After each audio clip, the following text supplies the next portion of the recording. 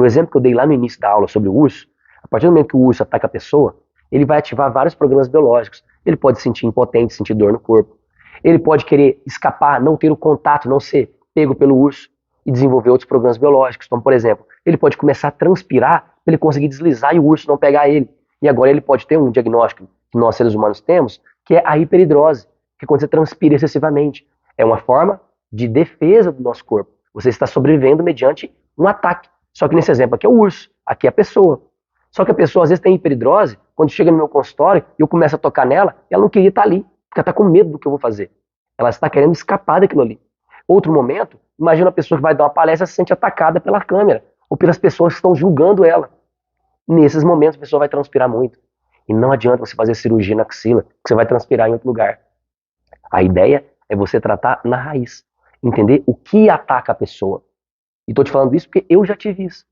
Eu transpirava excessivamente. Eu ia atender um paciente e começava a transpirar. Muitas vezes porque eu me sentia inseguro. Se aquele paciente ali, por exemplo, o marido da paciente, estou atendendo uma mulher, e o marido começa a me perguntar um monte de coisa, eu me sentia atacado e começava a transpirar excessivamente. O que é isso? É um ataque, aqui no caso ali, um ataque figurativo, da minha percepção. Só que teve outros momentos, inclusive, se você já assistiu às aulas aqui, tem uma aula que eu estou falando sobre a parte de exercícios também, da parte de dor cervical, que era uma aula específica que eu tinha preparado para um outro curso.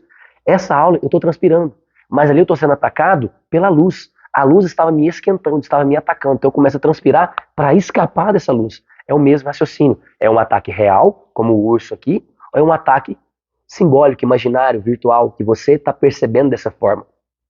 Outro exemplo, o urso está aqui te atacando, mas você não sentiu como ataque. Você não quer que ele encoste em você. Agora você ativa a pele, que é um conflito de contato e separação. Eu não quero ter contato com o urso e desenvolvo uma lesão na minha pele. Outro exemplo, o urso está me atacando e eu tento ativar mecanismos de sobrevivência, como por exemplo, aumentar a glicemia, ter mais açúcar no sangue para eu lutar ou fugir com o urso. Nesse momento, eu vou ter o diagnóstico de diabetes. Então, mediante aquele mesmo ataque, eu ativei agora o programa que envolve a região da insulina. E vou ter um pico de hiperglicemia, excesso de açúcar no sangue, mediante aquele ataque. E se eu ficar aqui, eu vou descrever vários programas biológicos, mediante uma mesma cena. O que importa aqui é a forma com que essa presa, aqui no caso do urso, né, o urso atacando, a presa, como que ela interpretou biologicamente. E aqui entra um outro aspecto muito importante. O paciente, muitas vezes, ele vai mentir. Mas vai mentir mesmo, porque ele tenta dar informações psicológicas. Muitas vezes você vai dar uma informação assim, nossa, meu intestino, estou com estufamento. A primeira coisa que vem na sua cabeça é o que você comeu. Nunca vai ser o que você sentiu. Você nunca vai pensar assim, rapaz, eu acho que foi aquela conversa que eu tive com meu tio. Nossa, aquilo foi indigesto. Nossa, foi difícil de assimilar aquilo. E agora eu tô aqui tomando um vinho, comendo uma comida que eu gosto, me deu esse estufamento. Você vai associar a comida. Mas o problema às vezes era aquilo que era indigesto com o seu tio. Se você consegue entender isso, é meio caminho andado para a cura, para o equilíbrio. Ou você, por exemplo, se afasta do tio, não conversa com ele mais, ou você vai lá e resolve a situação. Ou você suspende o conflito. Por exemplo, no meu caso, eu tenho vários tios lá em Goiás. E eu moro numa cidade a mais de 1.200 quilômetros de distância.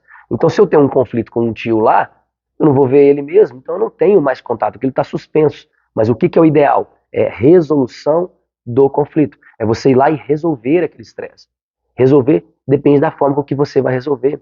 Inclusive, dentro do meu curso, eu ensino técnicas para você resolver sem ir lá na pessoa. Tem como você fazer isso. Mas o ideal é realmente fazer uma modulação no ambiente. Vou dar outro exemplo simples. A minha filhinha estava tendo muito sintoma respiratório. Eu já tinha dado antibiótico para ela 2 vezes, corticoide 2 vezes, e a menina não melhorava. Antitérmico várias vezes, e até 3 anos ela nunca tinha tomado um remédio, a não ser remédios para temperatura, só. E aí, depois dos 3 anos, a menina começou a ter muito sintoma, muito sintoma. E eu já não sabia mais o que fazer. Por quê? Eu sabia qual era o conflito, mas eu não conseguia acessar ela. Eu utilizei várias técnicas, como por exemplo, falando algumas coisas no ouvido direito. Por que ouvido direito, Denison? Porque quem já tem o conhecimento aqui, assistiu inclusive a aula do endoderma, a parte direita do nosso corpo, que é controlada pelo endoderma, então são alguns órgãos apenas, esse tecido capta a informação. Então quando você vai falar alguma coisa no ouvido de alguém que está dormindo, no caso da minha filha, eu falo no ouvido direito, porque eu quero que ela capte aquela informação. Então eu vou lá no ouvidinho direito dela e começo a falar algumas coisas, algumas coisas que eu acreditava que poderia ser o problema. Então, dentro da parte respiratória, é uma situação de ameaça, de um modo generalizado. Então, a mesma cena que o urso ameaçando a presa, no caso aqui um ser humano. Isso é uma ameaça. A pessoa pode ativar a parte respiratória. Quando você leva um susto, o que é a primeira coisa que você ativa? Você se sente ameaçado. Você pode reagir perdendo a voz, você pode reagir começar a gritar para intimidar o urso. Tem várias reações. Mediante essa reação que você tem, é o que eu preciso interpretar para entender o que está acontecendo com você ou com o seu paciente. E aí eu crio uma estratégia de tratamento. Depende muito do diagnóstico, da fase, depende muito do sintoma físico e comportamental que o seu paciente apresenta. Então, mediante essa cena,